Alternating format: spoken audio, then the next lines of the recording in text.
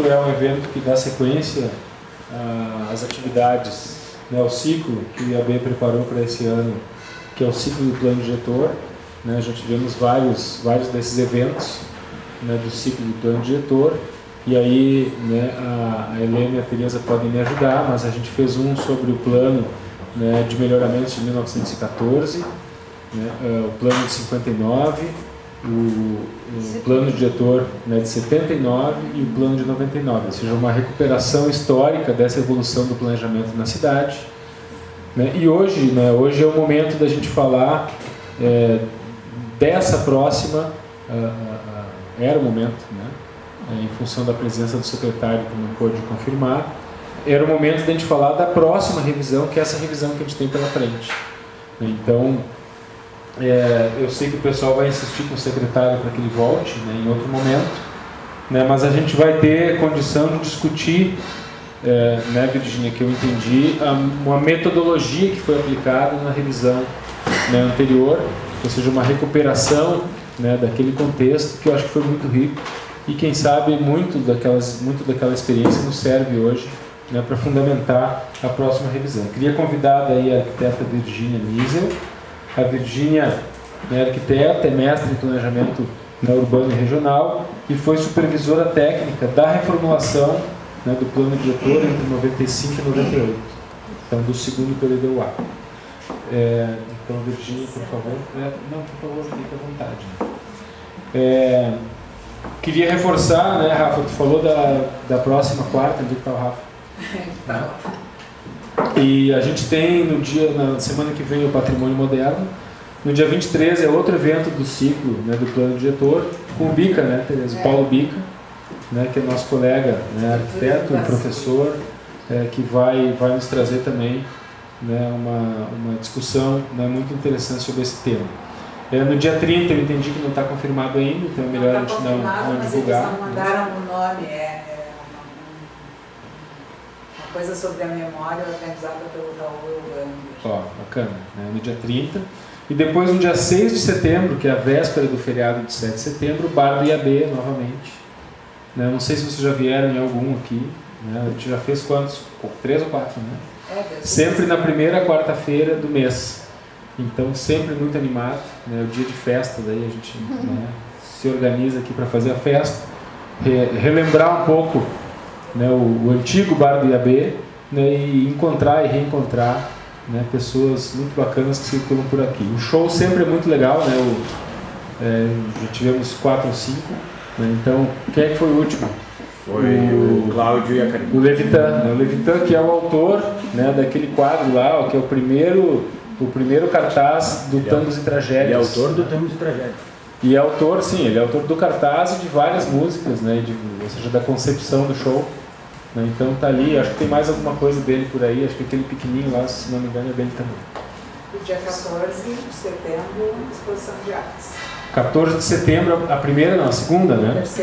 Terceira já, então a terceira exposição de artes desse ano, que é o edital que a gente já tem há vários anos aqui no IAB, né, que a abertura também coincide com uma quarta-feira, então na outra semana lá de setembro, né, a gente vai ter a abertura da exposição, que também é muito bacana. Todas as salas do IAB aqui, elas ficam, ou seja, se oferece, né, as salas do IAB para essa exposição de arte, que é bem variada e muito bacana. Virgínia, eu vou sentar ali para poder te assistir, depois eu volto daí para a mesa aqui para a gente organizar um debate. Tá? Obrigado. Em primeiro lugar, eu quero agradecer ao convite dos colegas, alguns até que participaram também desse processo, né? E dizer para vocês que eu vim mais assim no sentido de dar um depoimento da história, né, do que aconteceu durante esse período em que eu participei como supervisora técnica da revisão do plano diretor. E então eu coloquei assim inicialmente uma frase de Luiz Fernando Veríssimo que traz o sentido do que é a questão do conflito urbano, né? da necessidade que se tem de conviver com o outro, conviver com o diferente e poder organizar, né? Porque assim como a cidade é uma oportunidade ímpar para se crescer e para se fazer a cultura, ela também é um conjunto de conflitos e de interesses, e que na nossa área de atuação nós estamos sempre tentando resolver, né? Somos obrigados a encarar e a achar soluções. Então essa frase me parece que ela resume muito assim sobre o convívio possível com o oposto, né? A lição mais intolerável do demônio que habita nas cidades, né? Parece que é uma coisa bem chocante, mas na verdade é isso que acontece. Ele conseguiu resumir. Bom, então a minha apresentação vai ser especificamente sobre o processo em que nós fizemos uma revisão do plano diretor, que naquela época era o PDDU, né, a Lei 43, de 79, e que teve como resultado o segundo PDDU-A, que foi a Lei Complementar 434 de 99. Os marcos em que se basearam essa reformulação foram elementos que surgiram muito antes, né? Na Constituição Federal de 88, nós tivemos, através de um esforço muito grande que se chamou Reforma Urbana, uma série de inserções visando a justiça urbana, né? O equacionamento de diversas questões que não estavam bem resolvidas no âmbito do urbanismo, como as ocupações irregulares, né? As dificuldades de manter o patrimônio ambiental, as questões de transporte coletivo e circulação, que também cada vez se agravavam mais, né? E que tiveram diversos estudos em cima delas, no sentido de onde e como se fazer o adensamento das cidades, né? Assim como a questão da habitação popular ou habitação social, alguns preferem, que também, mesmo sendo uma política nacional, ela se reflete de forma contundente nas cidades, né? Então a Constituição Federal, ela colocou instrumentos muito interessantes para que a gente pudesse fazer a revisão desses planos diretores que já estavam ficando antigos e que não contemplavam esses diversos conflitos, né? Porque não tinham esses instrumentos. E a conceituação da função social da propriedade foi a base, digamos assim, para se poder trabalhar novos instrumentos, né? E aí, então, nós tivemos diversas questões que, num âmbito maior, né, se considerou como, por exemplo, as AEIs, né, que aqui, no nosso caso, também teve definições específicas, são as áreas de interesse social. Temos o solo criado, que também daria capacidade de adensamento nas áreas que estão disponíveis, né? Teriam possibilidade para isso.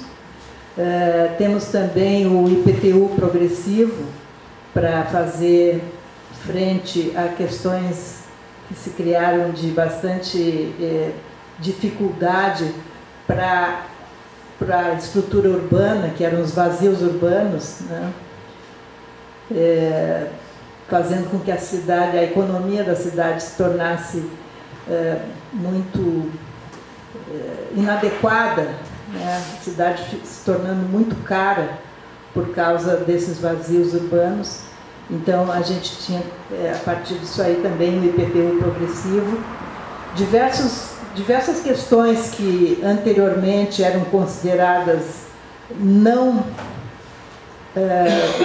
condizentes com a administração pública, né, como no caso do IPTU progressivo, houve um debate assim feroz durante vários anos, né, para a gente poder implantar. E mesmo depois de aprovado na lei, ainda está bem difícil de se ter resultados nisso aí, mas de qualquer forma se conseguiu incorporar.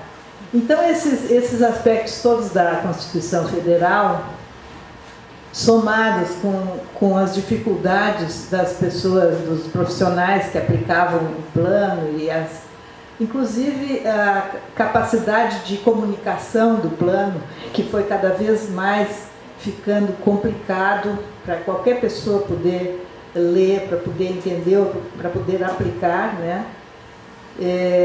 E as reclamações eram permanentes quanto a isso.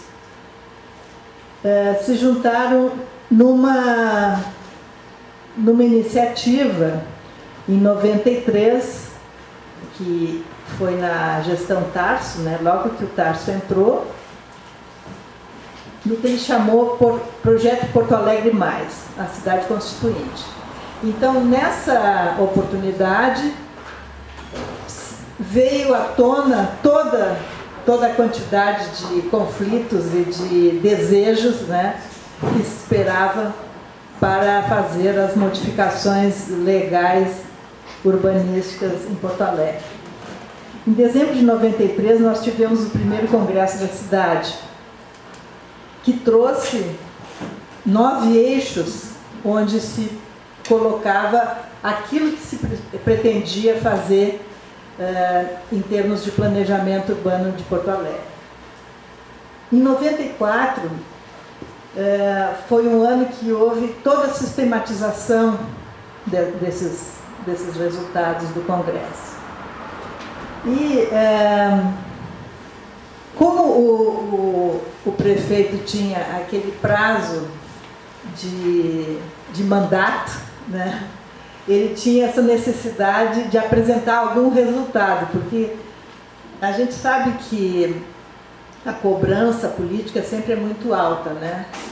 E o prefeito Tarso Genro estava tentando fazer com que se ampliasse esse debate para toda a cidade, para que o resultado que fosse, ele espelhasse essa questão, esse mosaico, né, que a cidade contém.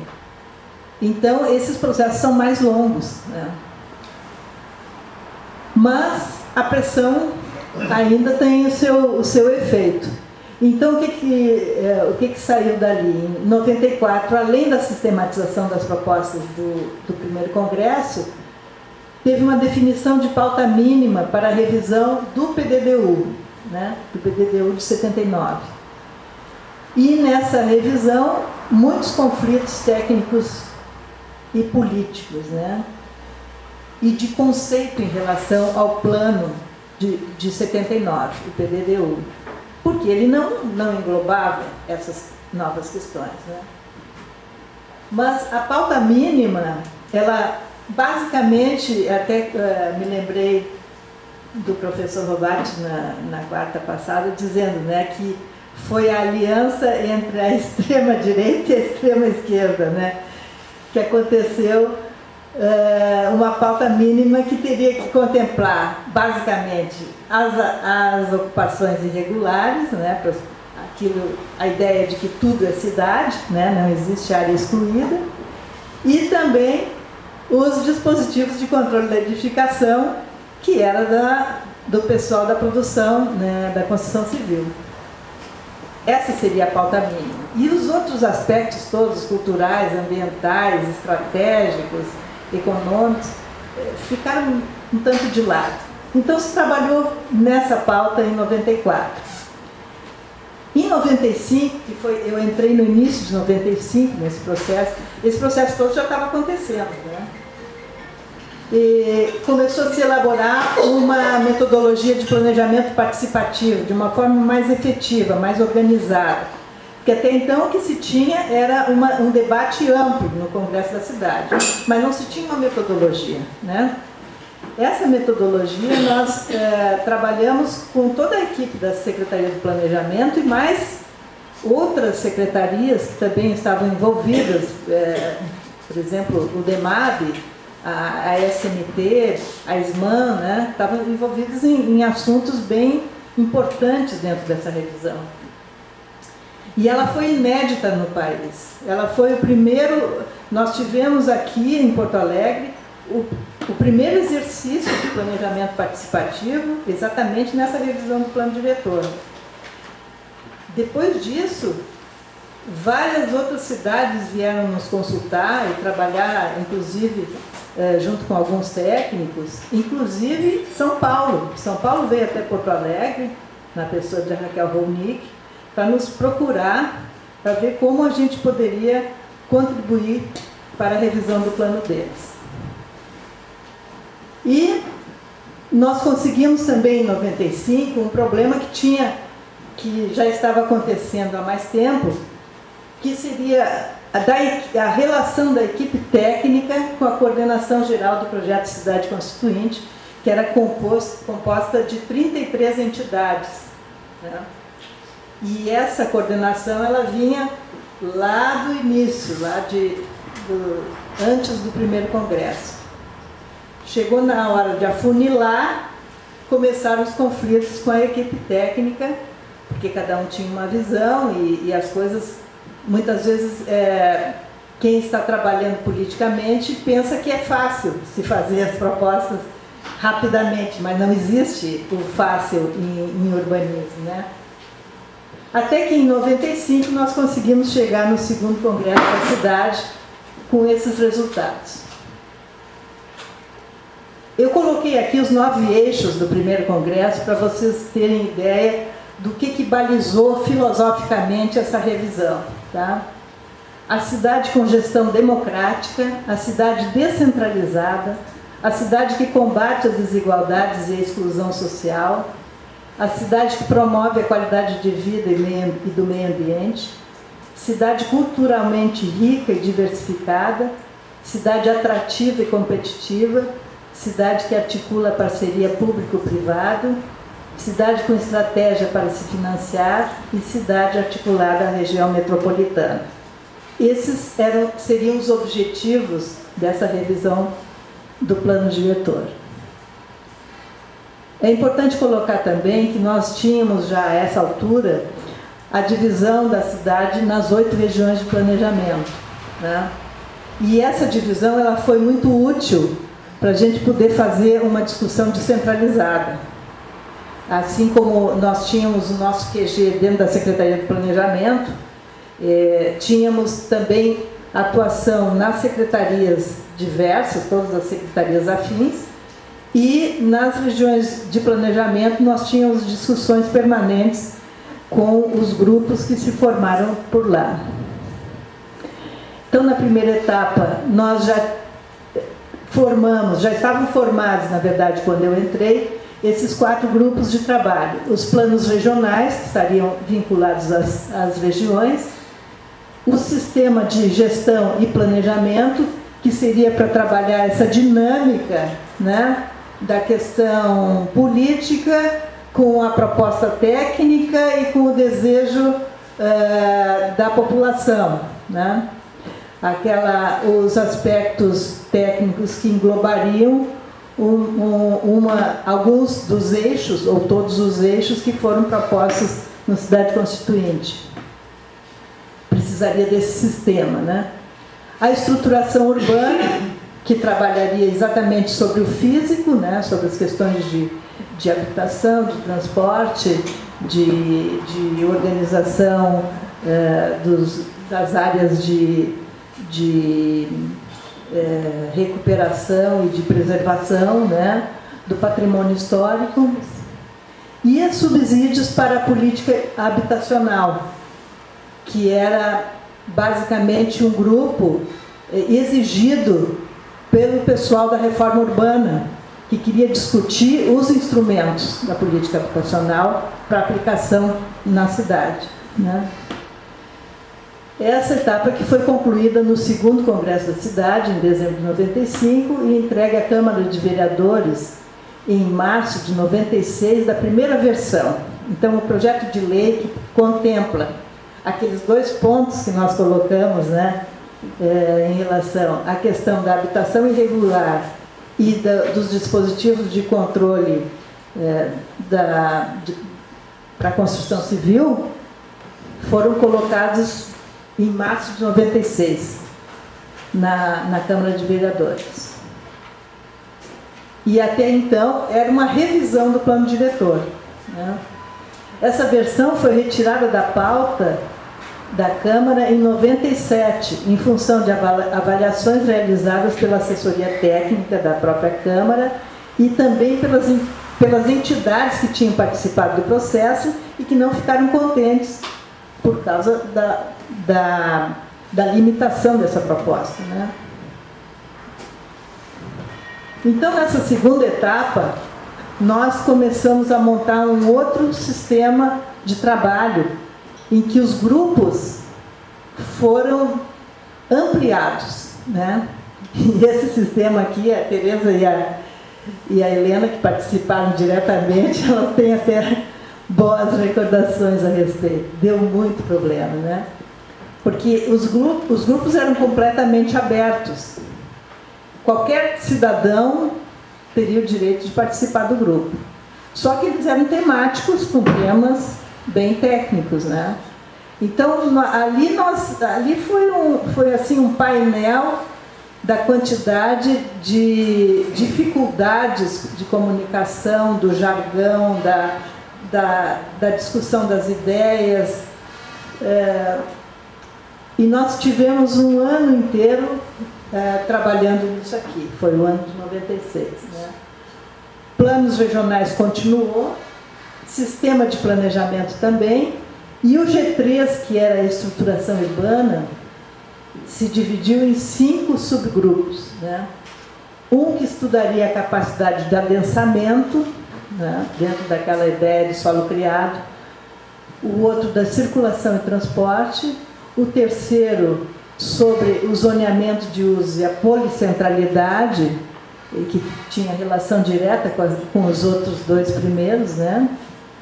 O quarto seria dos dispositivos de controle da edificação, para fazer um trabalho muito mais elaborado do que aquele que foi apresentado para a Câmara de Vereadores em 95, em 96, em março de 96, aliás. E outro de patrimônio ambiental, que inicialmente não estava contemplado, né?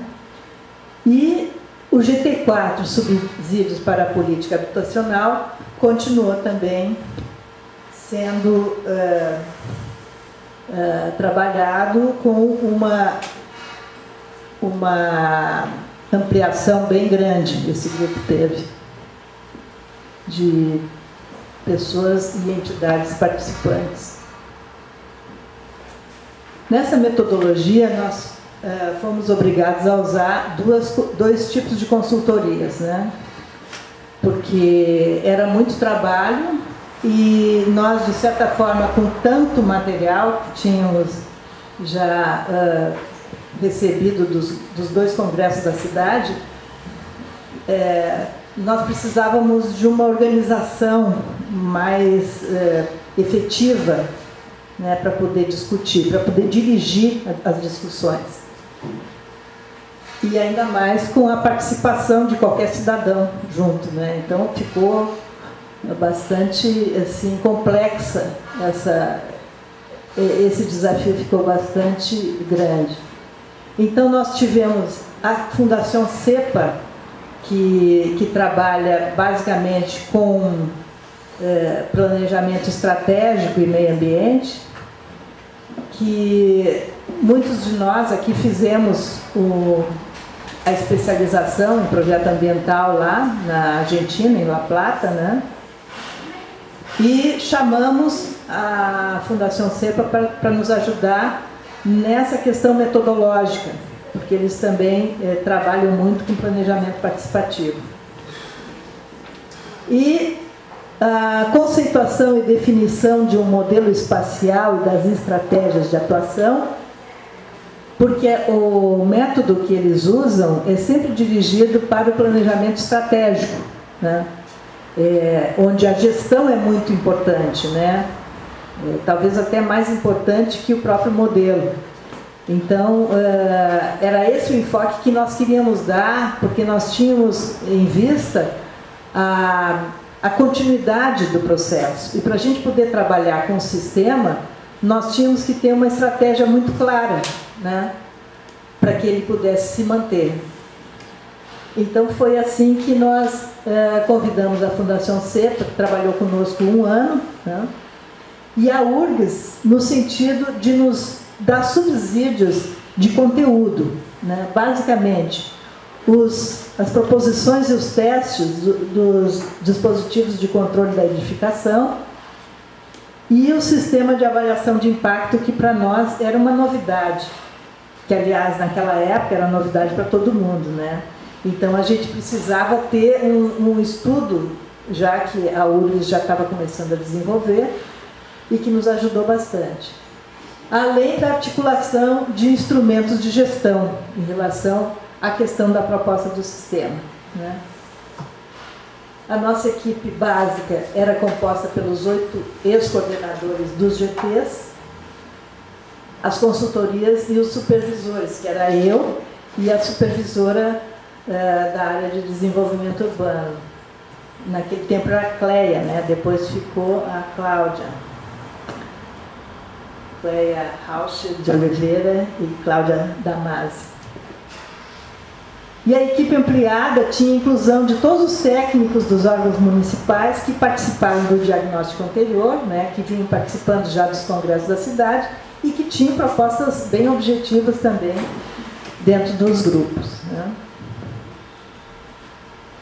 Então, nessa parte, nessa segunda etapa do ano de 96, nós tínhamos como meta a definição do modelo espacial, elaboração do PL específico, nós continuávamos em cima ainda do PL dos dispositivos de controle, que a pressão estava sempre ali em cima, né? A discussão pública do modelo e da proposta dos dispositivos de controle da edificação, a definição das estratégias para implementar o modelo, quer dizer, depois que a gente pudesse chegar a um consenso em relação a para que lado a cidade ia crescer e como ela ia crescer, nós ainda teríamos que criar as estratégias, quer dizer, como é que nós dividimos isso em assuntos, né, para que a gente possa chegar nesse ponto. A elaboração da proposta do sistema de avaliação de impacto, que para nós era a grande novidade, né, do plano, e a organização da estrutura interna, que sempre foi uma dificuldade. Será que eu bati? Alô? Não. É? Que era uma dificuldade já anteriormente na Secretaria de Planejamento e ficou muito maior em função dessa demanda, a demanda dessa ordem, né? Então nós já teríamos como uma das metas desse período começar a trabalhar em cima da questão da estrutura interna para poder fazer frente ao sistema de planejamento que a gente estava pensando.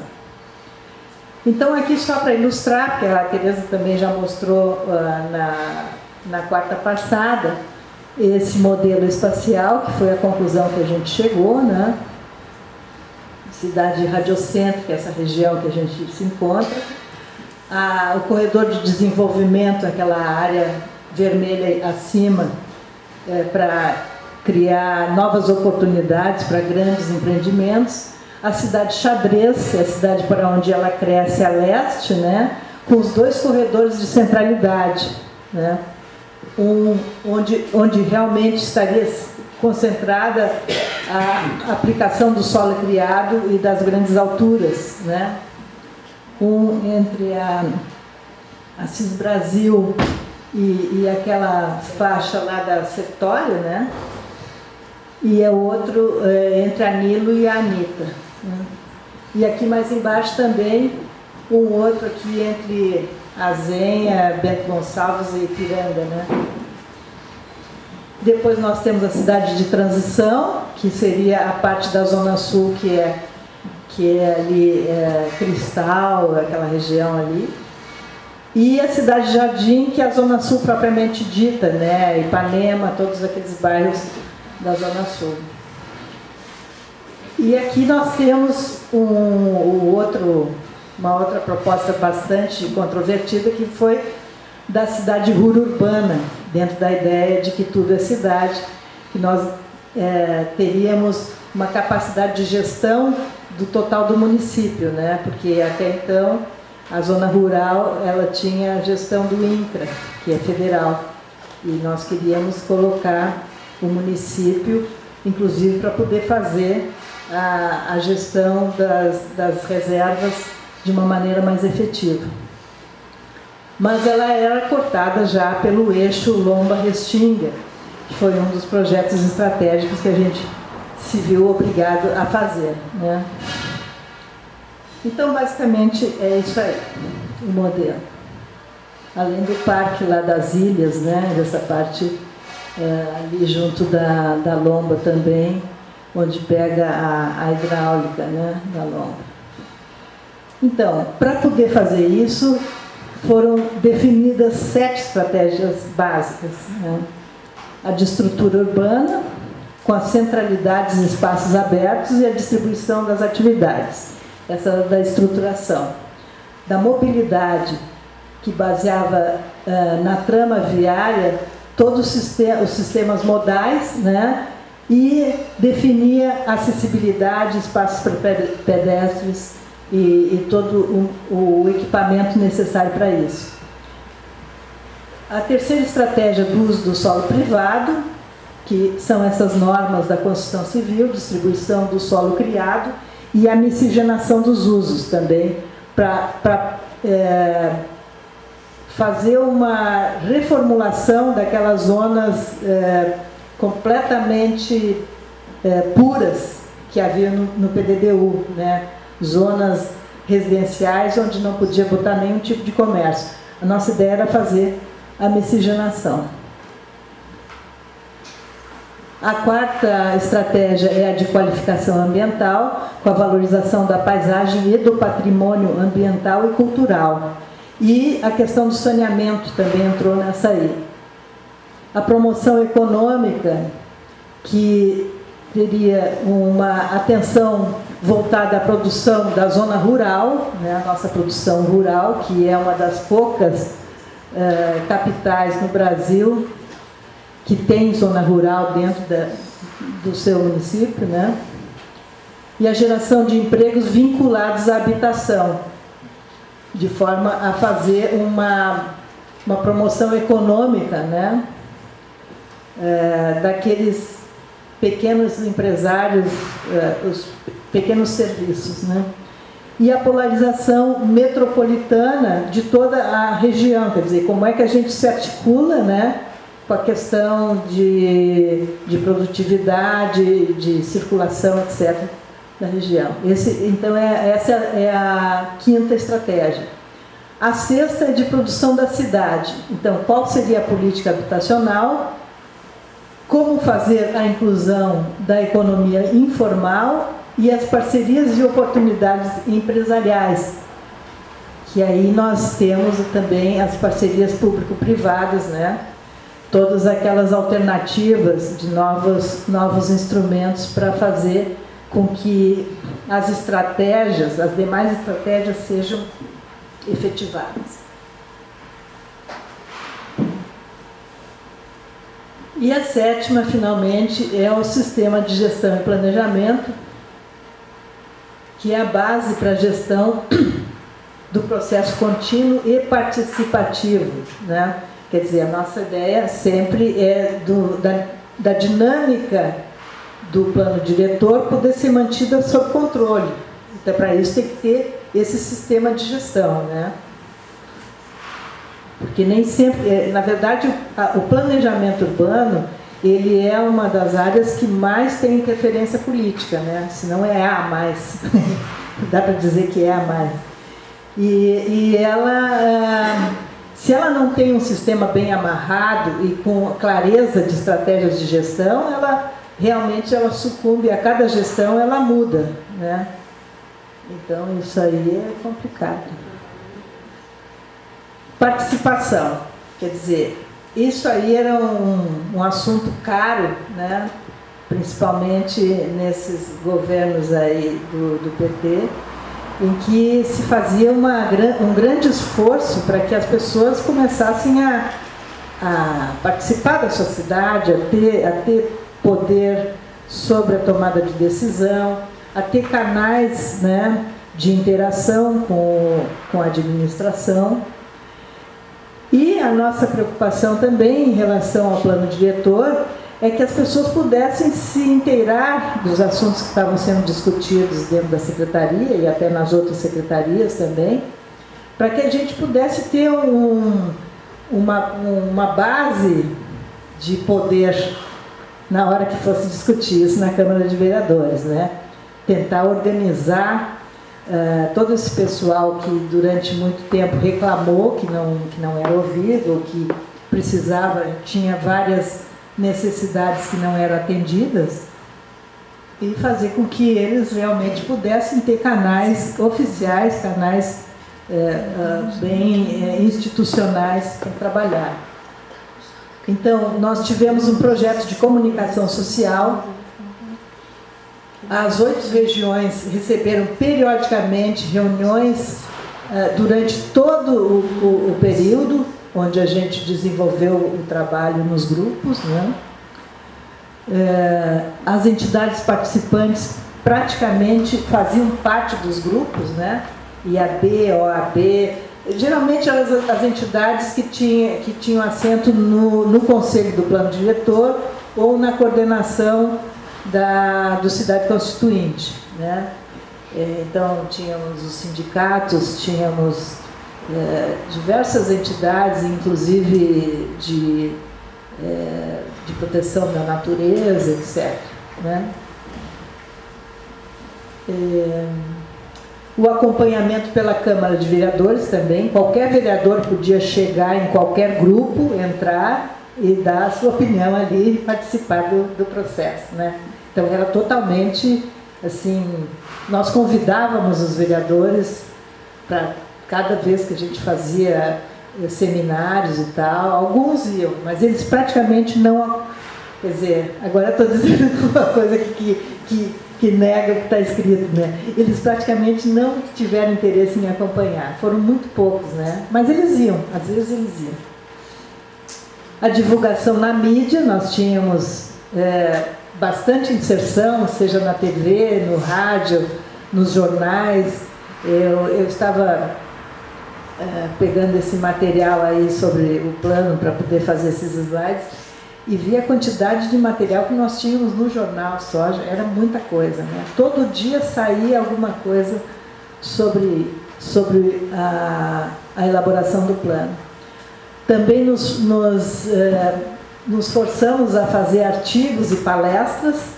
Nós temos artigos de vários técnicos, o pessoal que fazia parte, inclusive, da própria coordenação do Cidade Constituinte, né? Publicados em jornais, em revistas especializadas, diversos locais, né? E palestras também quando nos chamavam, né? Chamavam, às vezes, até em Novo Hamburgo, São Leopoldo, Canoas, e a gente ia e continuava divulgando, né? E a elaboração dos cadernos explicativos a cada etapa concluída.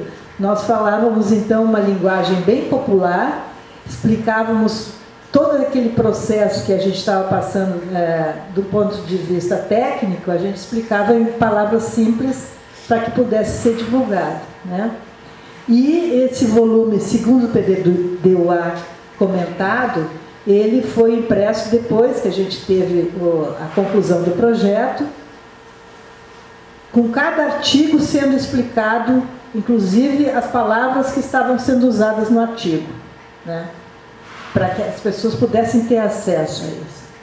Temos uma avaliação de que nesses 3 anos nós tivemos aproximadamente 2.000 cidadãos participando, né? Provavelmente mais que isso, pelas atas que a gente tem, né? Teve mais gente, e 298 entidades, desde associação de bairro até grandes entidades profissionais, né? Sindicatos, etc. Então, aqui uma amostra desse material que a gente, para cada assunto, a gente fazia, né? E também, internamente, esse terceiro material aqui, ele era interno, né? Então, a gente divulgava para todas as secretarias o que estava acontecendo dentro do planejamento. Aqui, essa cartilha aqui, ela foi uma cartilha muito importante, porque ela colocou questões que já estavam sendo demandadas em comunicação com as propostas técnicas, né? Então, ela mostra para as pessoas como é que a gente pode fazer isso se transformar em lei. E essa outra aqui também, esse caderno, já era um caderno explicativo da própria lei, né? Bom, na terceira etapa, em 97, depois que nós concluímos isso tudo, nós organizamos oficinas para análise e discussão do projeto de lei com a Câmara de Vereadores e com as entidades participantes. Várias oficinas, eu acho que foram umas 3 ou 4, sim, que a gente fez. Porque, às vezes, uma fazia uma sequência para outra, né? Então, às vezes, a gente queria resolver tudo numa só e não dava. E a gente tinha que fazer mais.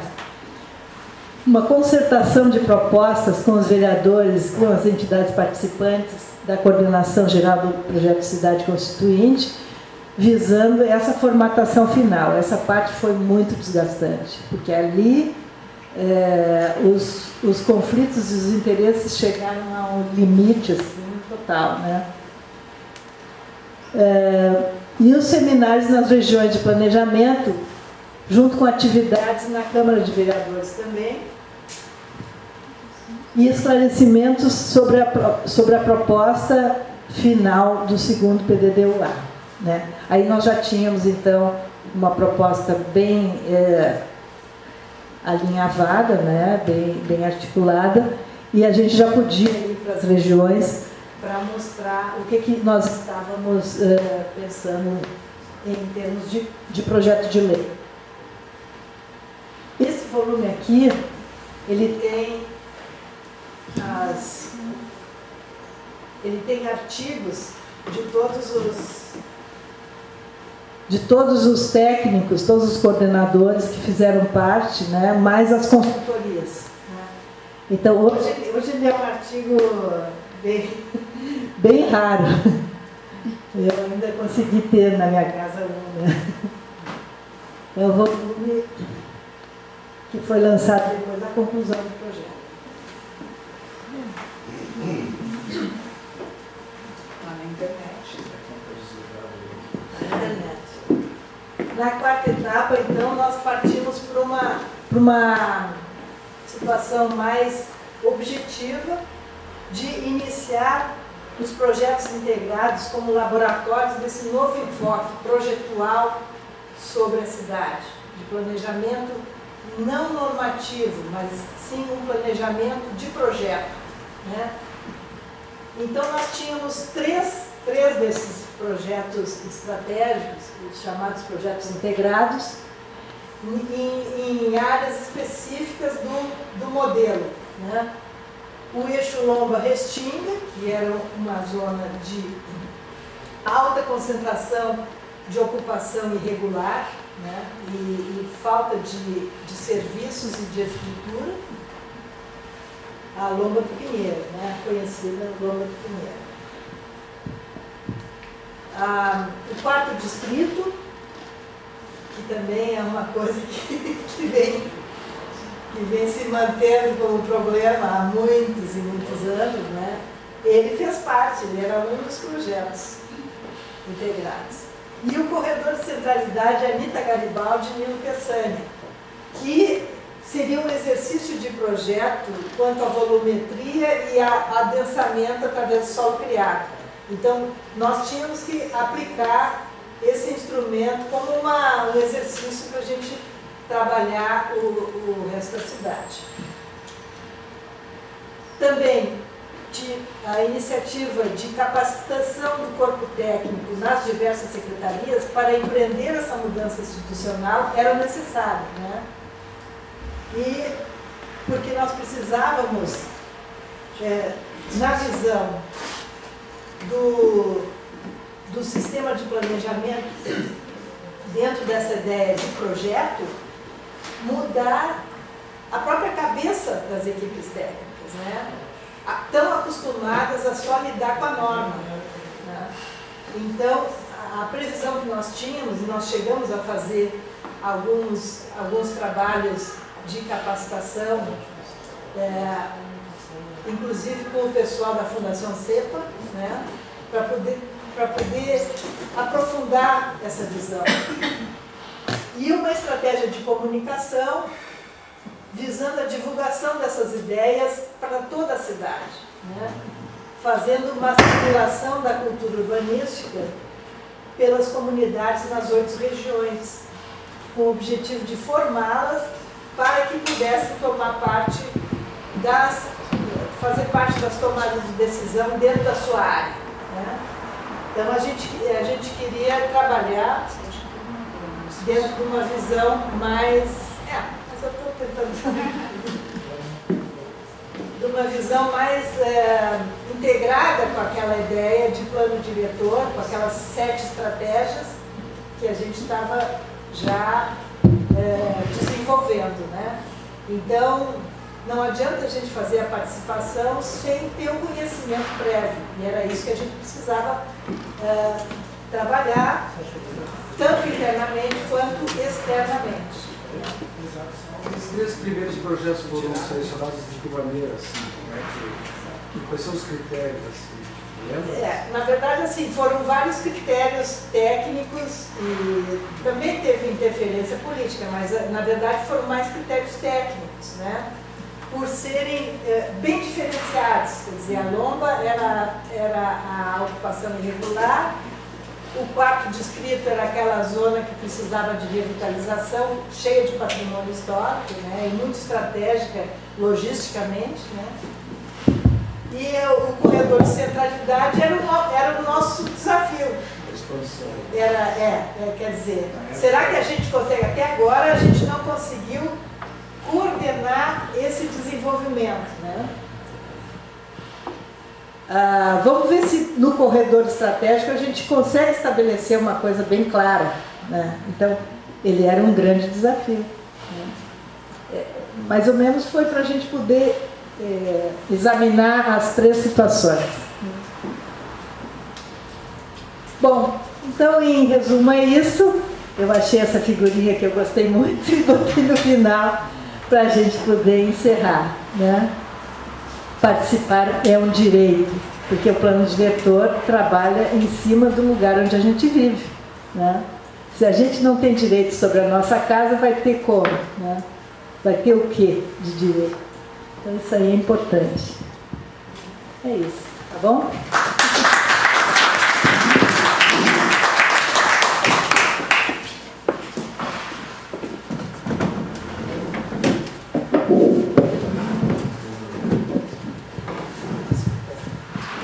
Bom, eu deveria mediar, né?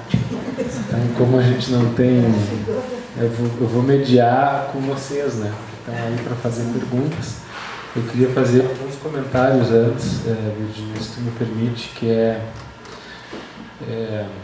algumas perguntas, algumas provocações aí também para o nosso debate. Tem algumas coisas que ficam muito claras com essa apresentação, no meu entendimento. 2 delas, uma é assim, que se construiu um projeto, né? Ou seja, esse processo, ele construiu um projeto de cidade, né? Ou seja, era claro, né, o modelo, era claro os caminhos a seguir, clara claro, os instrumentos de gestão e outros, né, que de alguma maneira mantinham e reforçavam o pioneirismo de Porto Alegre também no planejamento, né, nacional, né, das grandes cidades, das capitais. Antecipando também muitos instrumentos que depois foram incorporados pelo Estatuto da Cidade. Essa visão de que tudo é cidade, ou seja, o planejamento de toda a área, né, do município, não apenas das zonas urbanas. A responsabilidade. Né? Então, que isso depois, né, nos planos diretores participativos, né, que o Ministério das Cidades promoveu, né, com muita clareza, essa visão de que tudo é cidade, tudo necessita e merece um planejamento, não apenas as zonas urbanas. Então, assim, acho que fica claro, né? Então, por esse lado, que tinham projetos, eixos, as estratégias, etc.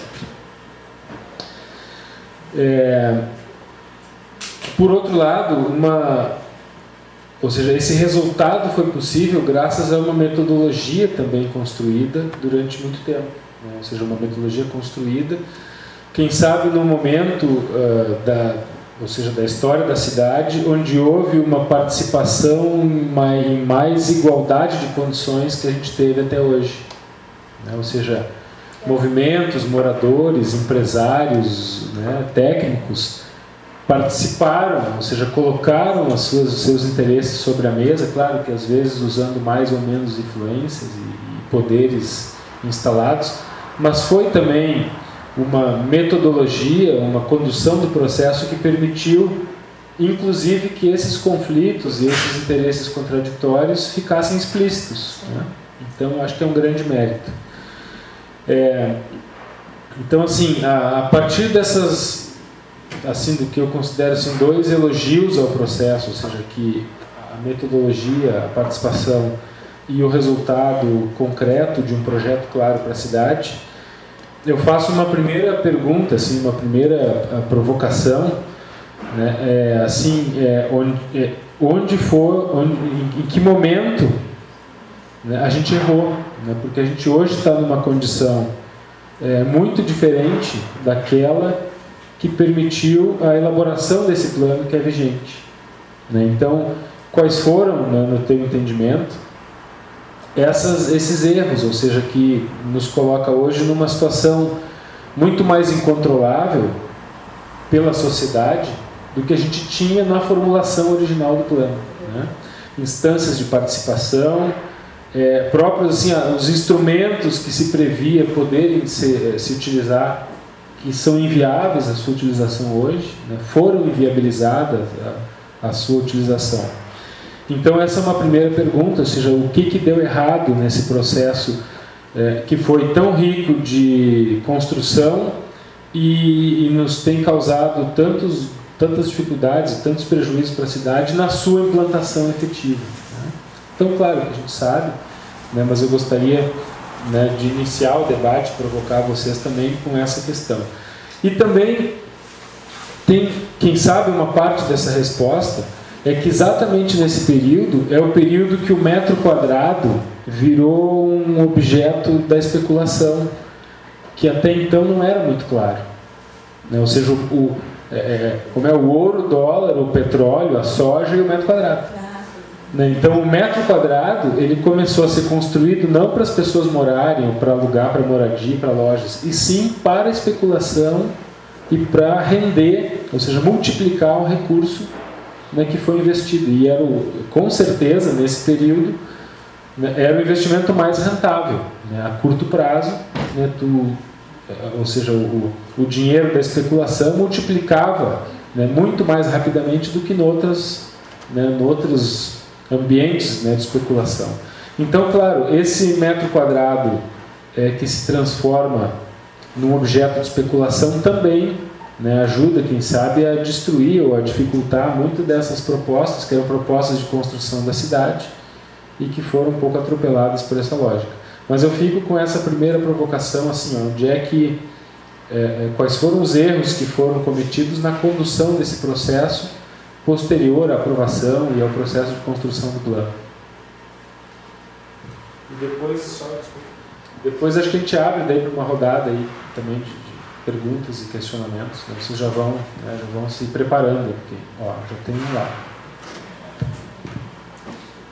Bom, eu acho que é importante a gente deixar bem claro que o processo em si, ele, apesar de ter sido bastante difícil em alguns momentos, né, porque ele era muito amplo e era a primeira vez que estava se fazendo, quer dizer, nenhum de nós tinha experiência desse tipo de coisa, né?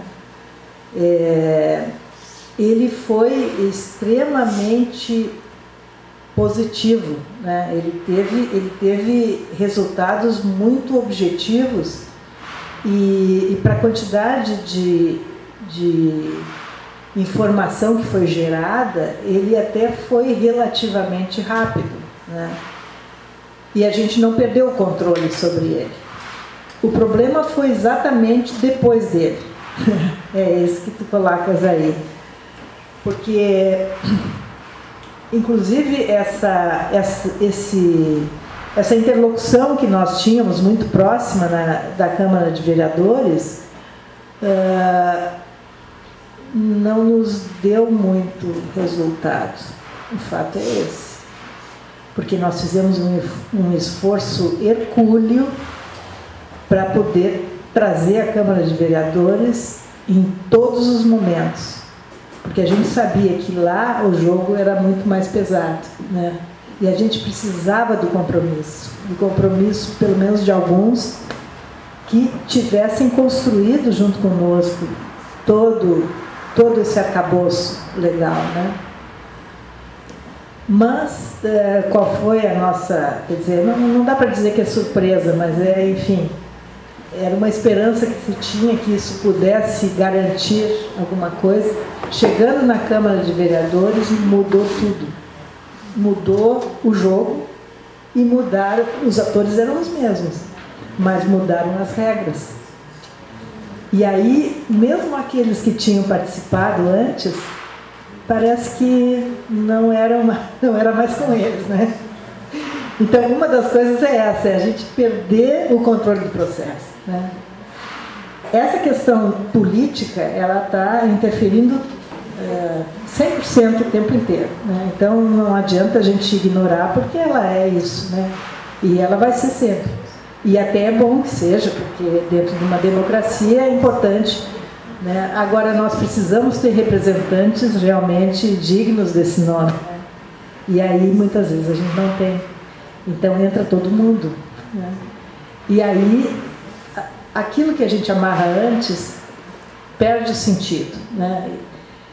E, na continuidade desse processo, quer dizer, o plano que foi aprovado na Câmara de Vereadores já teve muitas modificações, né? Nessa época eu já não estava mais no planejamento, mas aqui a Helena e a Tereza estavam, e a gente sabe que teve muitas modificações, mas não perdeu o arcabouço principal. Acontece que, como nós estávamos utilizando, fazendo, quer dizer, dentro dessa peça legal, a aplicação de diversos instrumentos de gestão mesmo, que são até um pouco perigosos se a gente não tem a gestão completa, não tem o controle completo. E aí eu coloco nesse conjunto aí, principalmente o solo criado e o conceito de que tudo é cidade. São dois instrumentos muito bons, mas tem que ter uma gestão muito, muito responsável, né? Nós ficamos com instrumentos muito poderosos e que precisavam ser perfeitamente gerenciados com um sistema de planejamento que não se articulou devidamente, que não se estruturou, inclusive do ponto de vista da informação. Nós tínhamos muita coisa, mas ele não se estruturou como deveria ser, né? Então, mais uma vez, foi a falta do controle da situação, né? Então, e o estranho é que a gente estava discutindo isso na quarta passada, né? O estranho é que A crítica ao PDDU de 79 foi exatamente a gente não ter estruturado o sistema de planejamento. Fizemos todo esse esforço para que a gente pudesse ter um plano mais estratégico, de gestão mais amarrada, de sistema mais articulado, né, para a gente realmente trabalhar com planejamento estratégico e dinâmico, né, permanente.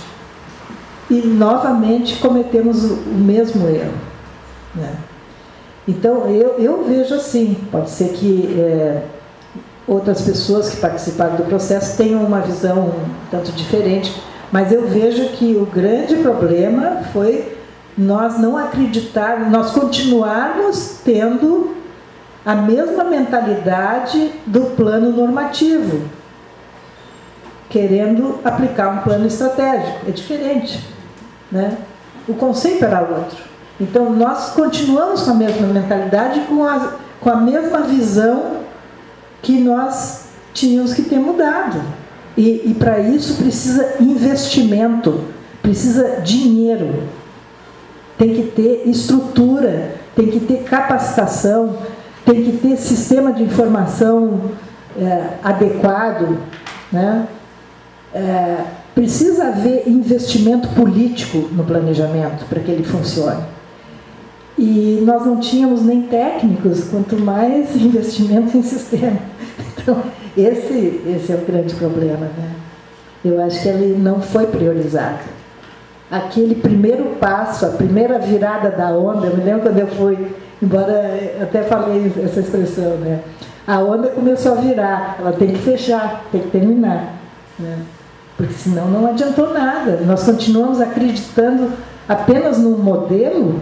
Não, o modelo não é tudo. O modelo é apenas a base física, só. O mais importante é a gestão, né? Foi isso. Lá no fundo, depois aqui no meio, mais alguém? Marcelo, precisa aqui? Não precisa. Não, mas é bom, né? A gente está gravando aqui.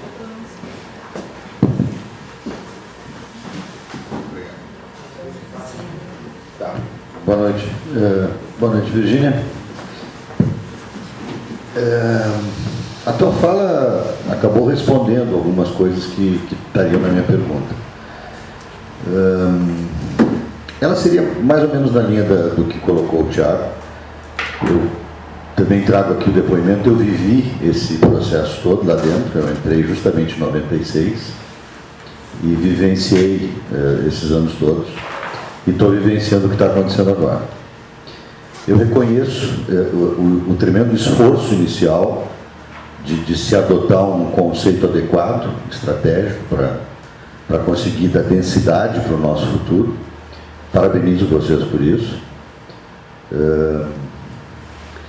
Mas tem uma questão que para mim é uma dúvida até hoje, e acho que tu conseguiu contribuir um pouquinho para ajudar a responder ela, que é o seguinte: quando eu coordenei o plano de qualificação urbanística da Orla, a partir de 2006 a 2010, mais ou menos, em 2010, 2012 por aí, em 2010, um pouquinho antes, a gente ficou sabendo da experiência de Rosário, uma cidade argentina aqui perto. E foi uma surpresa muito grande. Eu não conhecia, não sabia da existência de Rosário, e ficamos sabendo que lá eles tinham uma orla que tinha condições também muito semelhantes às nossas, no sentido de estar apartada da vida urbana. Então a gente foi lá, né, um grupo, pequena parte do grupo da orla, fomos lá para conhecer Rosário, e a surpresa foi maior ainda porque ela é uma cidade muito parecida com Porto Alegre, na estrutura urbana, na paisagem, nos costumes, enfim. E a orla realmente era muito semelhante. O problema de apartamento, de afastamento da orla de Rosário com Porto Alegre, muito semelhante. Inclusive eles tinham um muro também. Bom, de lá para cá eu venho estudando, né, o que aconteceu, qual foi a diferença, qual é a diferença entre Rosário e Porto Alegre no sentido do que eles conseguiram fazer. Casualmente, na mesma época que Porto Alegre começou esse processo de reavaliação do seu plano, e contratou uma consultoria de La Plata, né, então da Flacan. Rosário fazia a mesma coisa, só que contratou a consultoria espanhola, do governo espanhol, modelo de Barcelona. E eles contrataram essa consultoria, isso depois de algumas idas lá e vendo materiais também, e amigos lá, enfim. Eu pude constatar o seguinte, e aí que eu fico pensando um pouco assim, o que nos diferencia, né? Até onde eu pude perceber, eles simplesmente contrataram essa consultoria e fizeram a lição, grosso modo, né? Que a consultoria os indicou. Mas fizeram mesmo. E se aprofundaram, inclusive, muito mais no aspecto projetual, de descer até grãos, parte da cidade, projetar aquilo e fazer aquilo virar lei. Que era o caso da Orla, inclusive, que devia ter sido feito, do quarto distrito e por aí vai. E aqui ficou um pouco acima disso, um pouco antes disso. Bom, nesse estudo que eu venho por me interessar pelo tema, venho aprofundando desde lá de 2010. O ano passado, provocado por um pessoal da geografia, eu dei uma aprofundada em comparar os modelos de planejamento estratégico de Porto Alegre e de Rosário. E aí a decepção foi maior ainda. Porque a gente pega assim, os preceitos, né, quais são os preceitos essenciais de planejamento da escola de planejamento estratégico, e vê que eles lá implantaram na sua grande maioria. A gente olha para a cidade, a gente olha para o processo deles, a gente enxerga isso. E eu fui a Rosário umas 3 ou 4 vezes já, e trabalhei um dia na secretaria, tenho colegas, amigos lá e tal. Então não estou falando só por leitura. Quando tu compara o deles com o de Porto Alegre, o que a gente percebe, e vou falar essa palavra com uma tristeza, porque eu sou porto-alegrense e estou há 20 anos envolvido nessa tesão de planejar a cidade, o que a gente percebe é que o nosso aqui, com o que a gente tem e com os instrumentos, agora que ajudou, foram deturpados, evidentemente, o que a gente tem aqui é um engodo. Engodo, não é planejamento estratégico. São frases, são frases, são propaganda enganosa, literalmente. E tem alguns trabalhos já feitos na URGS, aqui no Propor, algumas dissertações, que deixam isso claro. Então, assim, a pergunta que eu ia te fazer, sintetizando, era assim, aqui tu atribui bom, e o resultado, então, que eles têm, quem for a Rosário, a Orla deles fizeram a Orla, o caso da Orla, porque eu me debruçava mais sobre esse, né? Mas eles têm um quarto distrito lá também, que está tão bem resolvido quanto a Orla, que é a parte norte deles, é a Orla norte deles. Fizeram um conjunto de parcerias público-privadas, em alguns anos eles revitalizaram toda aquela parte, e com a Orla não foi diferente. Fizeram isso num tempo em torno de 10 anos, e muito bem feito, com uma paisagem urbanística maravilhosa, com a integração da Orla com a cidade, da água com a cidade, excepcional, tudo que a gente não tem, inclusive no quarto distrito.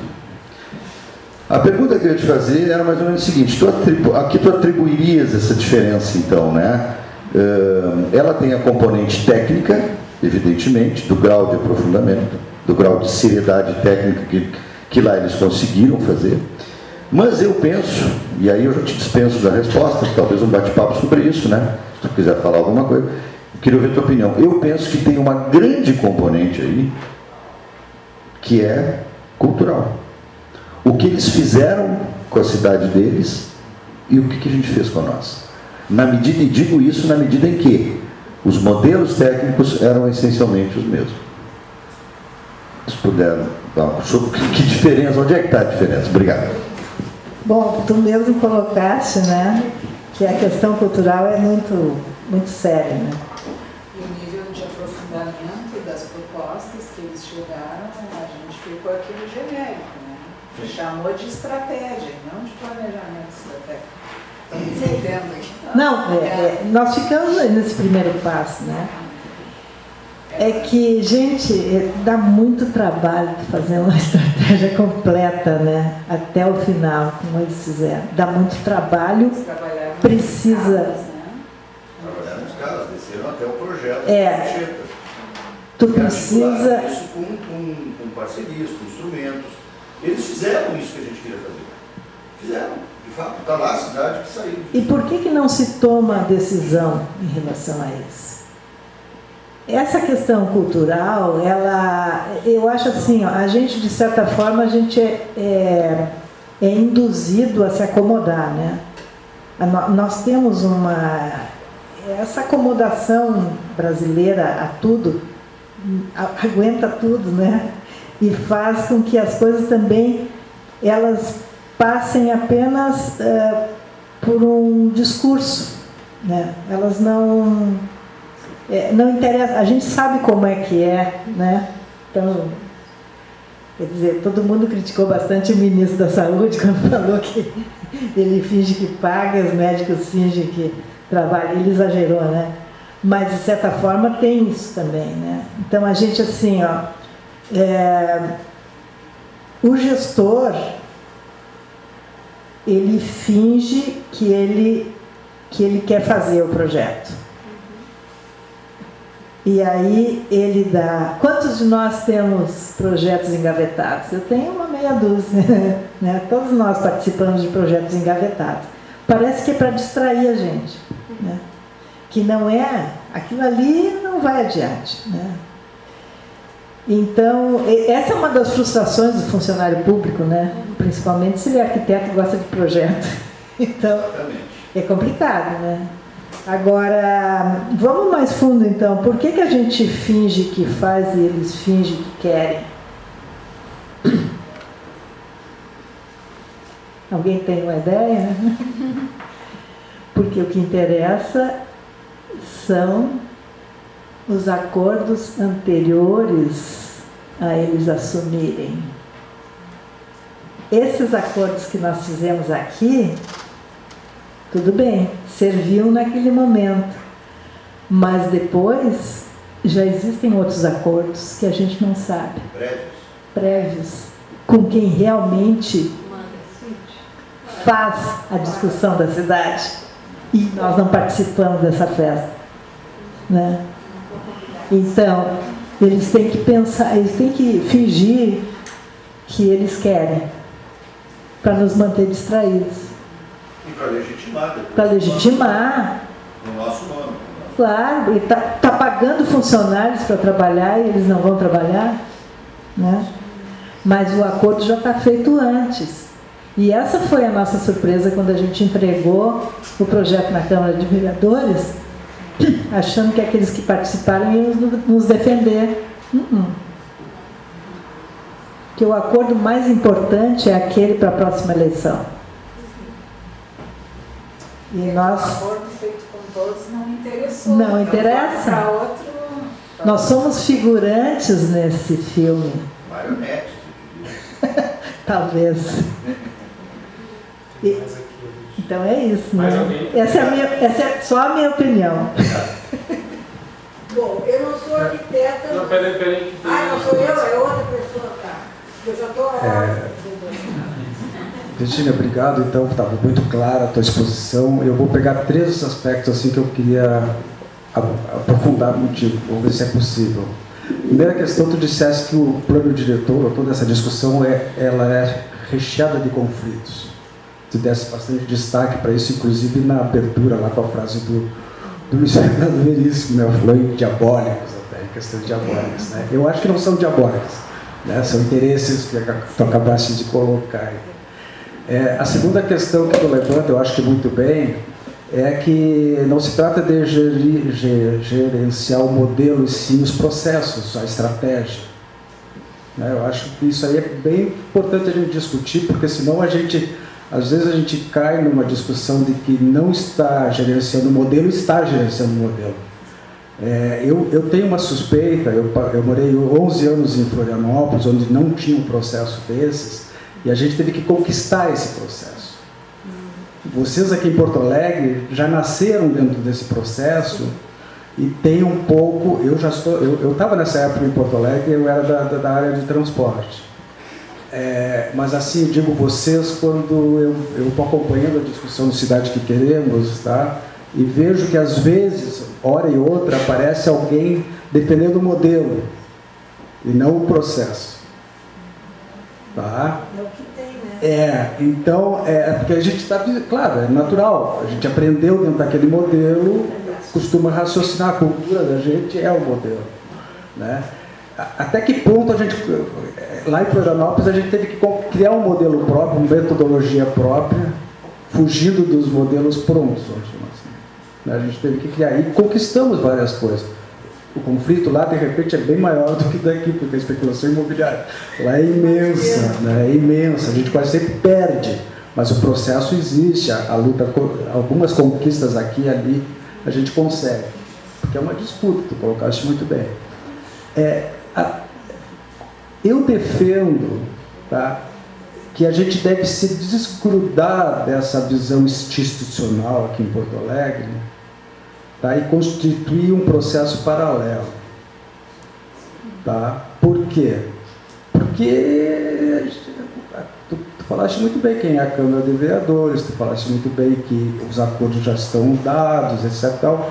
Então, seria aceitar ser marionete, não criar um processo paralelo. Não estou dizendo que esse processo vai funcionar mil maravilhas, mas a cidade que queremos, por exemplo, está constituindo um processo de baixo para cima, vamos dizer assim. Agora sábado tem reuniões, tem havido várias reuniões da cidade, etc. Tal, porque quem elege os vereadores, quem elege esse pessoal, somos nós. Não é? Então não adianta a gente ficar só adiando a discussão, né? Adiando e colocando a culpa nos outros. Eu concordo que eles são responsáveis, mas nós estamos fazendo a nossa parte. Né? Então essa é a pergunta. Nós estamos fazendo a nossa parte, até que ponto nós devemos ficar presos ao modelo? Tu alcança, por favor. Okay? Não, eu estou desde a hora que eu estava falando de Marcelo Além, eu com o dedinho. Mas então, assim, tu me desculpa, mas ele realmente tinha se inscrito antes, não é nenhum. Não, porque eu vi muita coisa que eu cheguei tarde porque eu estava lá na Assembleia lá com o negócio do Requião, né? Aí eu saí de lá e vim para cá. Bom, o que a gente vê, porque uma coisa é a reunião de arquitetos, engenheiros, planejadores, o que eles pensam, o que eles discutem, e outra coisa é a fria realidade. Eu estou há 10 anos, eu sou delegada do Fórum Regional de Planejamento Urbano Região 1, que pega o centro e mais 16 bairros, tá? Eu não preciso ir no CMDUA, que é o Conselho Municipal de Desenvolvimento Urbano e Ambiental, mas eu não falto nenhuma vez. E aí a gente confere o tipo de articulação e a política que se desenvolve. Não há planejamento nenhum, nem no governo Fortunati e nem no governo Marquesan, que ainda é mais atrapalhado e mais arbitrário ainda. O que existe é uma pressão da especulação imobiliária e das grandes empreiteiras. A gente sabe que o Conselho, eu não sei se eu falei esse tempo até com o pessoal aqui do IAB, o que houve, inclusive, uma degeneração da própria composição do Conselho, que ele foi sendo cooptado politicamente. O orçamento participativo, que era dos instrumentos do tempo da administração popular, não existe. Né? Então, quer dizer, há uma deterioração muito grande, e eu acho que o pessoal que está hoje lá nem pensa na questão de planejamento. Por que fazem lá as sessões? Eu assisto todas. O que elas fazem?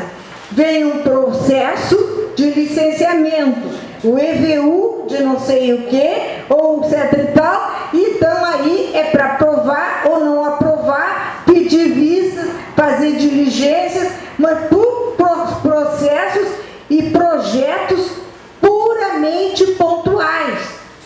Não se vê falar nada em termos de o maior projeto que passou lá, que pode dizer, mas é um projeto fechado, que é o da Igreja Luterana lá na Lucas de Oliveira, que está sendo discutido agora. Mas realmente a questão é política.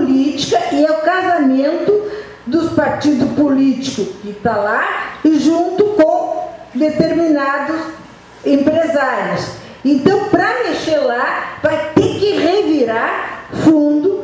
Tem eleição agora este ano, então tem que se... Eu acho que é bom fazer uma articulação, tanto dos representantes de entidades, como dos representantes de comunidades. Porque senão vai lá, tem Sindimóvel, Sinduscom, aí sai, tá? Então eu acho o seguinte, quer dizer, uma coisa é o ideal, o que a pessoa imagina dentro da sua profissão. Eu também trabalhei muito com arquitetos, que eu fui, inclusive, eu fiz o jornal aqui do IAB, eu fiz o jornal do SENGE, e eu sou jornalista, né? Então, e trabalhei numa revista de engenharia, que era a revista Construção, né? Então, muito contato com essa área eu tive, embora não seja da profissão. E o que a gente vê é o seguinte: toda aquela visão que se teve há 20 anos atrás, ou até 15 anos atrás, aquilo foi rasgado e incinerado. Vai ter que se começar do começo outra vez. Aqui, ó, por favor.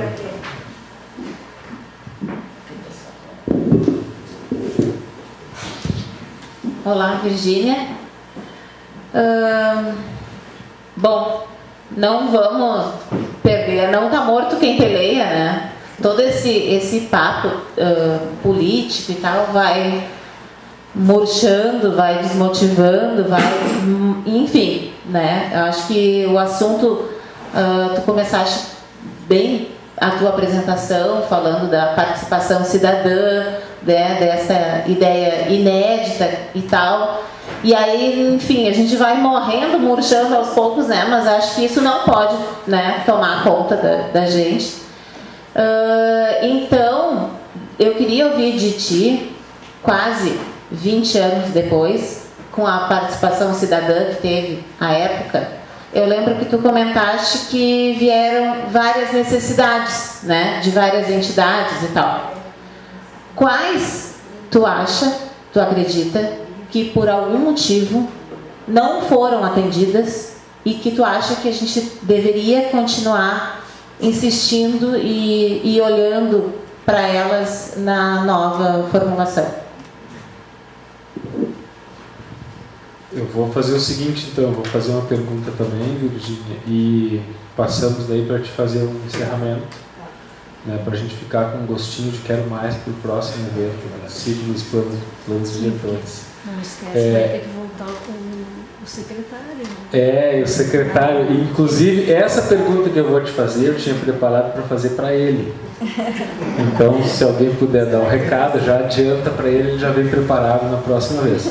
A pergunta é a seguinte: onde se está pensando a cidade hoje? Onde tu diz no mundo? Porto Alegre, né? Então, assim, esse desmonte do planejamento, o fim da secretaria, o espalha que foi dado nos técnicos, que agora eles estão desde fiscalizar a marquise até não sei onde eles estão, né? Tem urbanista espalhado por tudo. Ou seja, essa omissão deliberada do poder público, do seu papel estratégico, que é exatamente, ou seja, o plano diretor, o normativo serve para o privado, o estratégico serve para o público, ou seja, quem tem que incentivar o estratégico é o público.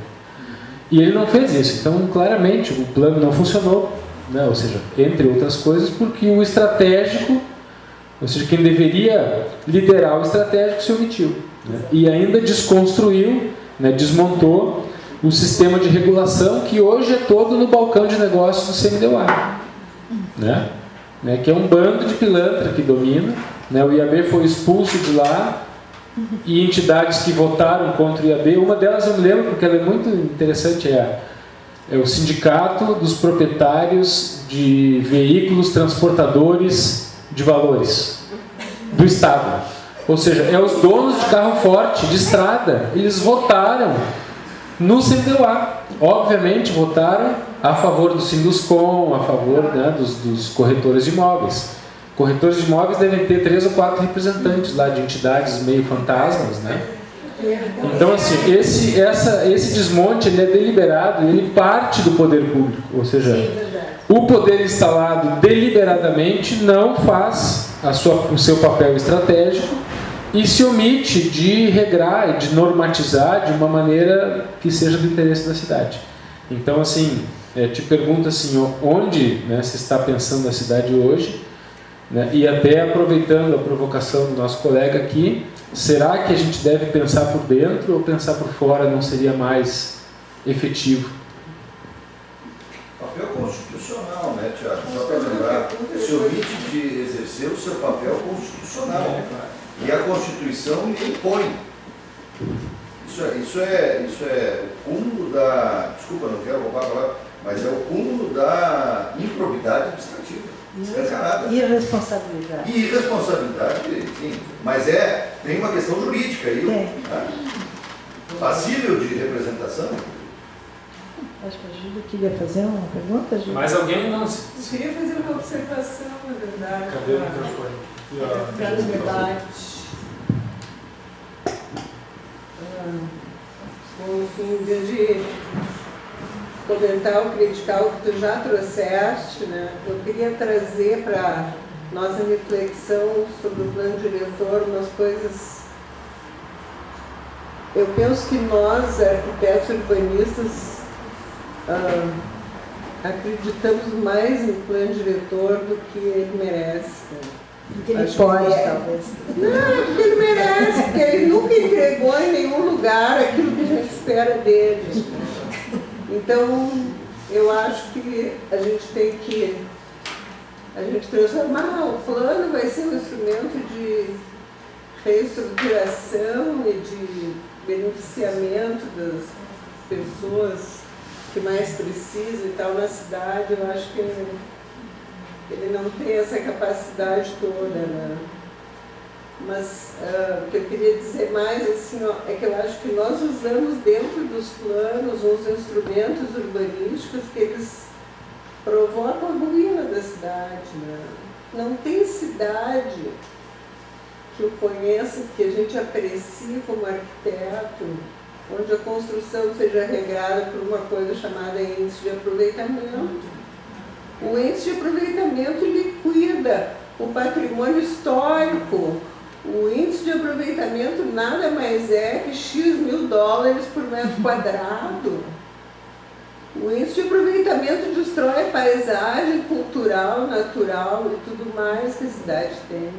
Então, isso é uma coisa que, né, nesse campo, nós temos muito que pensar como profissionais da nossa área, arquitetura e urbanismo, porque a gente segue fazendo isso, né? Não estou dizendo, enfim, nós seguimos aplicando. A outra coisa, não existe, eu não vejo como uma cidade possa se expandir organizadamente, se qualificar no tecido interno, se o que preside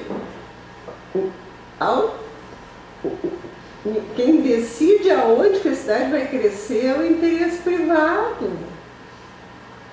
Né? Então tem um fazendeiro, sei lá, uma pessoa dona de um sítio, está precisando se desfazer do sítio que está mal de dinheiro, porque por qualquer razão que não tem nada a ver nem com a cidade, e aí vende aquilo um preço baixo, vai ter lá Minha Casa Minha Vida, um lugar que todo mundo sabe que não deveria ter, onde não tem infraestrutura. Estou vendo isso todos os dias na região metropolitana de Porto Alegre acontecer. Quero botar uma nas ilhas. São só 34 municípios, né? Mas tem inúmeros exemplos como esse. Então, eu fico pensando que nós temos que, além desses desafios todos que o plano de 99 enfrentou, a gente tem que pensar que algumas questões são chave para mudar esse quadro. Os instrumentos urbanísticos que nós usamos, alguns nós temos que jogar fora, né? Eu acho, ou reinterpretar de uma maneira que o plano de 99 pensou no patrimônio, seguiu estudando.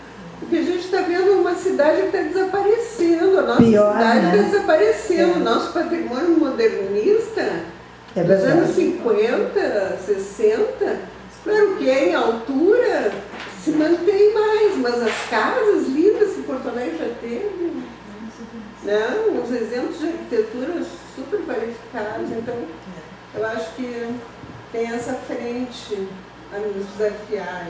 É muita coisa, né? Mas é estimulante também, né? Porque Sim.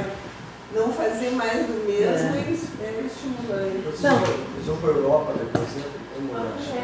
Na verdade, o desafio que a gente tinha, e a gente tinha essa veia assim da revolução mesmo, quando a gente tentou montar nesse plano um processo diferente, né?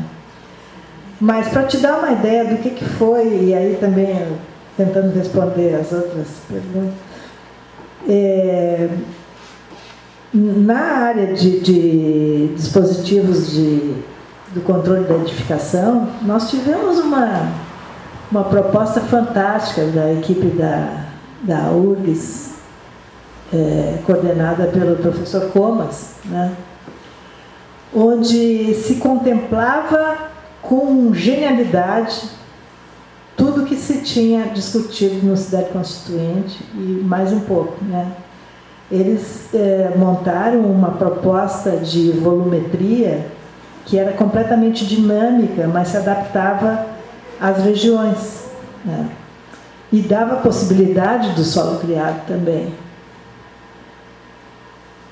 Eis que temos uma surpresa quando a gente coloca a proposta em discussão, que os principais interessados, que seriam na flexibilização das normas, que eram basicamente o Sinduscom, né? E que aquilo ali dava liberdade para projeto, que era defendido pelos sindicatos dos arquitetos do IAB, atendia tudo, né? Eles foram os maiores inimigos da proposta. Por quê? Porque eles continuavam pensando com a visão normativa do que a gente chamava naquela época, né, o prédio linguiça, porque nós temos pente, como as chamava de pente. Nós temos uma cidade que foi estruturada dentro de uma divisão fundiária portuguesa, né? De palmos, né? Então é 6,60 por 66, é 13,30 por 33, assim, aquela coisinha fininha, né?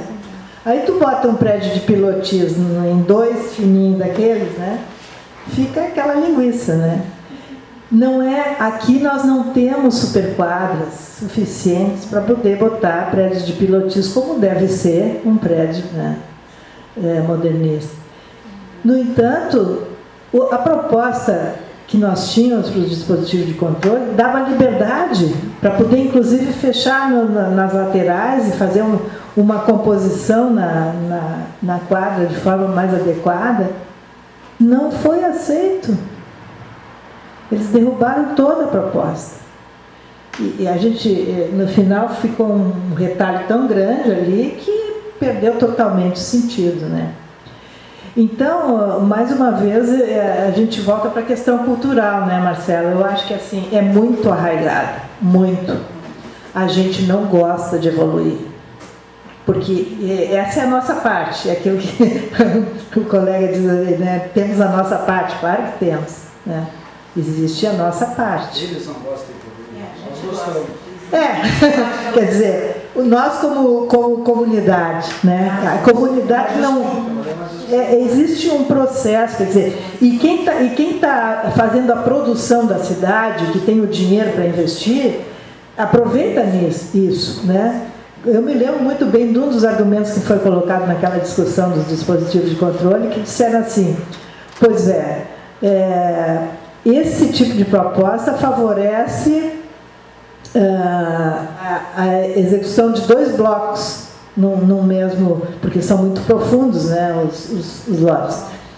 E foi super provado ali, inclusive com a orientação solar de Porto Alegre e tudo, que seria muito mais ambientalmente sadio, seria muito mais, a habitação poderia ter espaços maiores, um monte de vantagens, né? E eles chegaram claramente, assim, o pessoal do Sinuscom disse assim, olha aqui, pode até ser tudo de bom essa proposta, só que como é que nós vamos convencer um cara que ele deve morar no bloco B? Todo mundo quer morar no mesmo bloco, né? E que ele seja um pilotier, então assim, todo mundo quer o status de estar num bloco só, mesmo que ele possa morar num apartamento melhor, mais ensolarado e maior, né? Então, eles estavam vendo a visão do mercado, e o mercado quer isso. Eles não querem vender um mais barato lá atrás, eles querem vender tudo pelo mesmo preço, né? E o que o mercado quer é morar num prédio, mesmo que seja com uma sacadinha de 1 metro de profundidade, como dizia o professor Comas, um botando água no chimarrão do prédio do outro, né?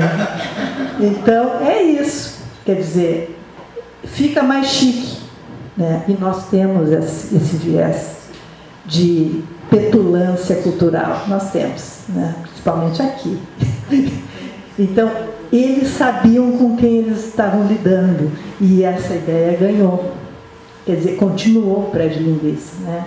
Então, são várias... Acontece que a construção civil sempre quer fazer aquilo que ela já faz. Exatamente, exatamente. Ela sempre reproduz a cidade aí mostrando, né?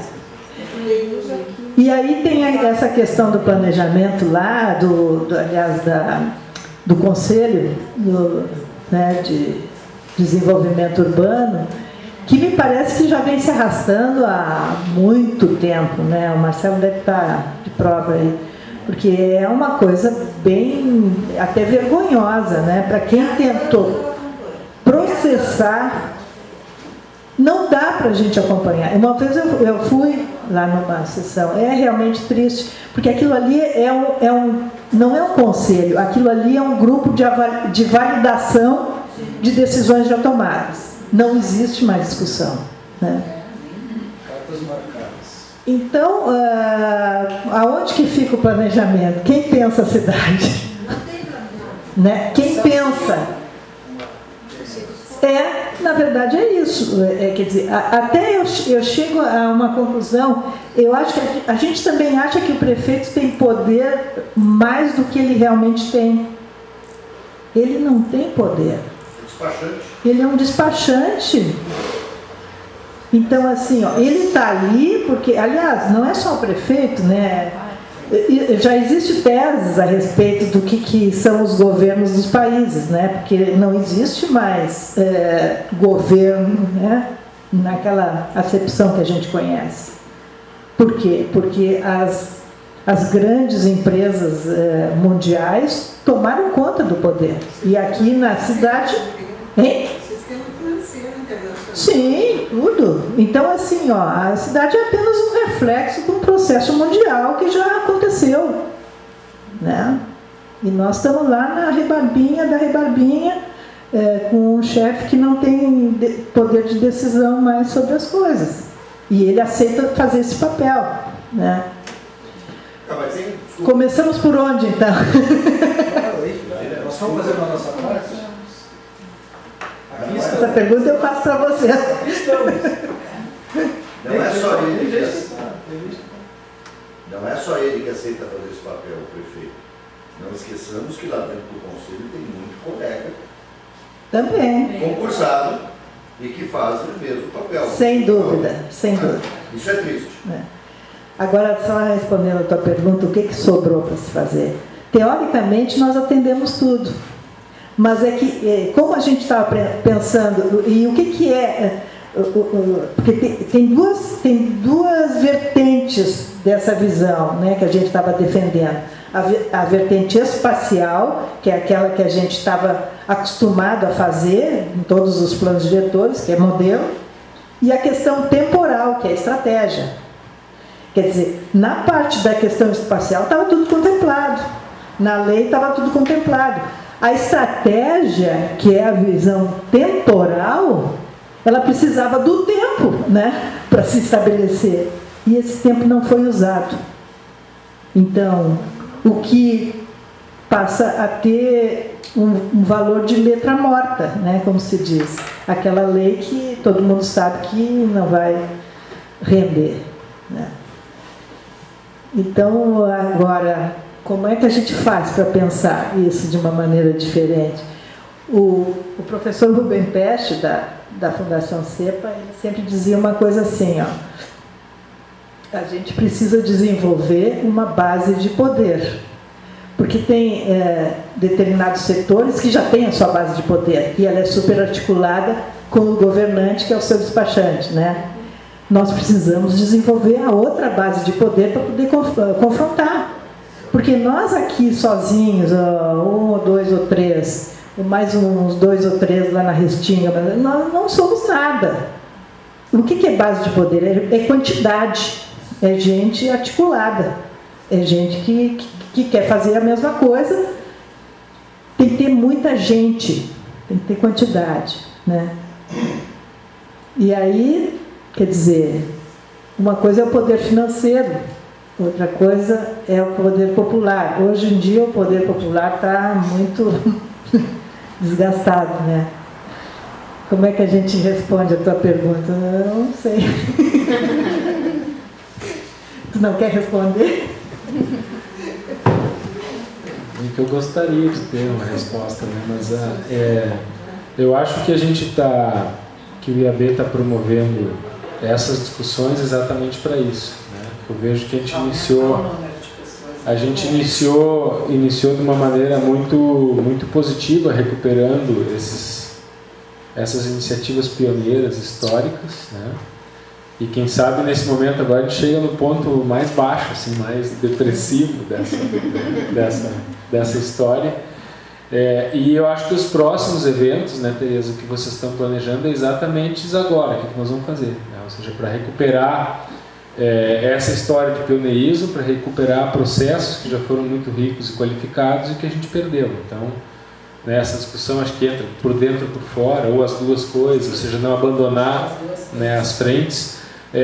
Mas os próximos eventos, eu acho que eles vão ter essa característica, né, de buscar quais são os caminhos, né? A gente vai ter uma revisão do plano, quem sabe num momento político pior, né, de degradação de todos os ambientes, né, com uma composição do Executivo e da Câmara de Vereadores que é triste, é assim, trágica, né? Então, né, nunca foi, assim, eu acho que a gente nunca teve uma venalidade tão grande, né, na Câmara de Vereadores como agora, né? Ou seja, eles são funcionários dos seus patrocinadores, então, ou seja, esses grupos econômicos que manipulam a cidade têm funcionários que são vereadores a seu serviço.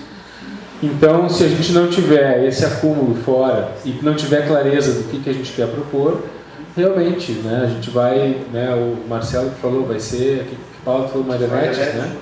A gente vai ser manipulado, vai fazer parte desse jogo, né, mas na verdade não vai nem tocar na bola, né?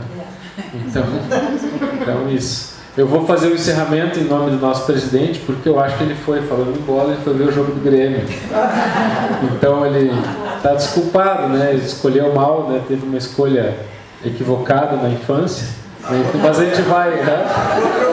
Mas a gente vai, né? Vai deixar ele, né, ter esse pequeno momento de prazer aí.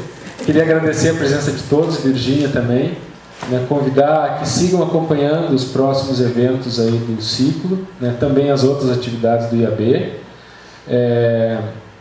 e seguimos aqui, né, a Tereza e a Helena, que são as coordenadoras, as organizadoras, né, do ciclo e também, né, das quartas no IAB nesse ano, né. Então, muito obrigado pela presença de vocês.